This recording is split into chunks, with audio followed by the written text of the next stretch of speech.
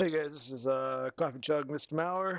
I just wanted to quickly kind of pan let you know and show you where your 3D holiday ornaments are being printed and just give you some basic tips.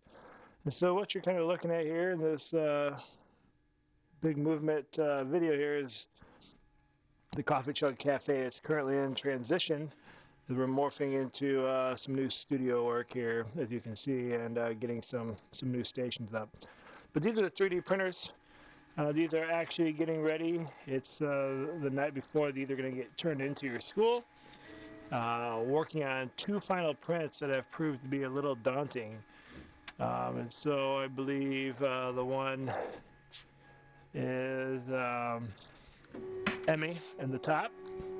And then the other one here is just another monster that we had some files with. So what's happening, if you've never seen this happen before, this printer here is getting itself leveled.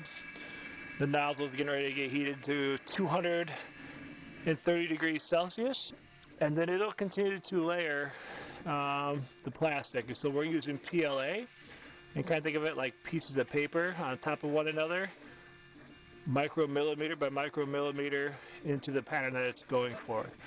And so the filament feeds in here on the back. You can see we're printing white here, and we've got some translucent brown, which kind of gives the wood appearance. And so I've got most of you guys' package. This is what you're going to get. And so tomorrow, everybody should get theirs, except for obviously you two, who I'm still working on.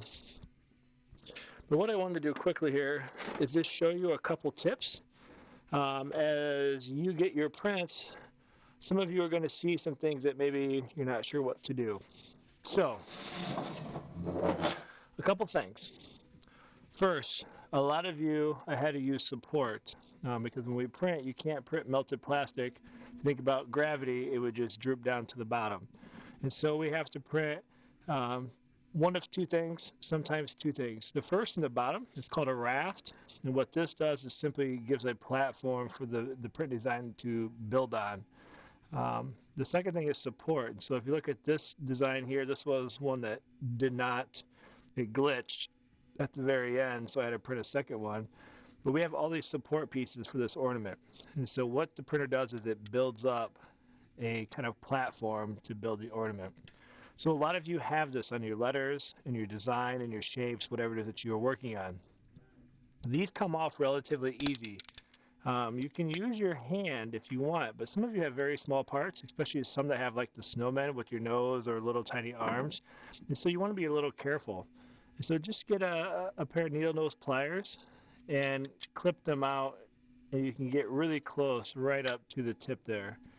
And they just kind of break away relatively easy, as you can see here in the video. All right, and they just kind of fall off. They're not designed to be super tough. And so if I break some of these away here, just so I can show you the next step, you can kind of see how they just kind of eventually kind of break off on their own. Now I want to be a little cautious because this snowflake here is pretty kick butt. And so I don't want to break it. You can start to see here, there's part of that snowflake pattern in here, so I don't want to break those off any more than what we have to. And so I'll go through here, you can rip off this raft, and you just kind of keep clipping away here. All right, so I won't bore you to death for that, but once you get these clipped off, I'm being a little aggressive. You may want to be a little more cautious if you've never done this before, so you don't ruin your print. And if you happen to, just let me know. I can print another one for you if need be. Okay, so once you've got it clipped, you're going to see that sometimes you get a little rough edge. All right, and if you look in this one, you can kind of see where it's a little jagged. Now, some of you, that won't bother you. You could really care less about that. Some of you are like Mrs. Mauer, and you're a little OCD when it comes to details and being a perfectionist. Okay, so what we need to do is you can kind of sand this. And so if you look in particular at this part, we kind of had a mess up of the print. Now, this tool you may not have, but you can use regular sandpaper if you want. But if your parents happen to have a Dremel, very handy tool. This kind of spins around, and you can kind of sand some of these things off. So it kind of reminds me of being at a dentist. Now, a couple things of caution. Don't go super fast in your settings, because if this heats up and gets this plastic hot, obviously common sense is going to tell you it'll melt it. And so they are designed, this plastic does melt at high temperatures. So you want the lower settings, and you just kind of want to be quick. And so if we take a look right here at this piece, you can kind of see what will happen. This is just sandpaper, really. It's a sandpaper bit. And I can just go through.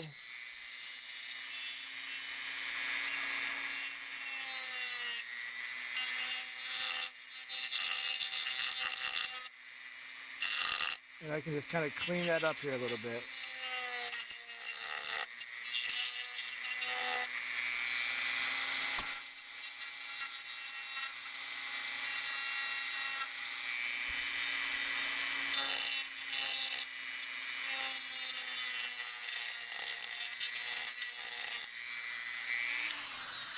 And so those that really want to get into it, you can. And then you can just kind of clip off some of this excess stuff. And you can get your prints looking really nice. Okay, so once you've got your supports off, you got your rafts, and whether or not you choose to sand it and smooth it, you know, because some of these you can see where the printed lines are. You've got a couple different options here. One thing you could do is just leave it. Maybe you just want it in one color, and that's just the way you want it to be. Fantastic, it's your design. Some of you may want to paint and decorate. So we've had snowmen in the past where we've printed off a white snowman. Sharpie works really, really well on the filament. So if you have Sharpie markers, you can take the snowman and color in the eyes. You can cut out little felt scarves and things like that. And anything you glue on, super glue works wonders. Same thing if you break something off. Super glue will put it right back on. It'll hold it, and you'll never know that it was on there. And so super glue will become your best friends. If I were to break this off, I could just glue this back on, and you'd have no idea. So you have that. The other things that work really well, if you're a little bit artistic, is you have these paint pens. These are pens that actually have paint. And so if I take some of this old support, I can show you. And it just puts a coating of paint on there. Now you're gonna have to do a couple layers to really get it thick, but you can see how nice that goes on. These work really, really well. Kind of expensive. This one here, the Craftsmart, I think I bought it at Hobby Lobby or Michael's. So we've got some different colors there. Another thing that works really well is just a cheap acrylic paint. So you can go out and get your glow in the dark or your glitter or whatever colors you want, and you can paint with the acrylic. So this one here is a creeper my son made. You can see that we printed in blue.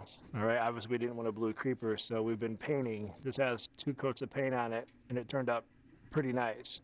And so you can paint and make things look all sorts of different colors. The other thing that you can do in terms of paint,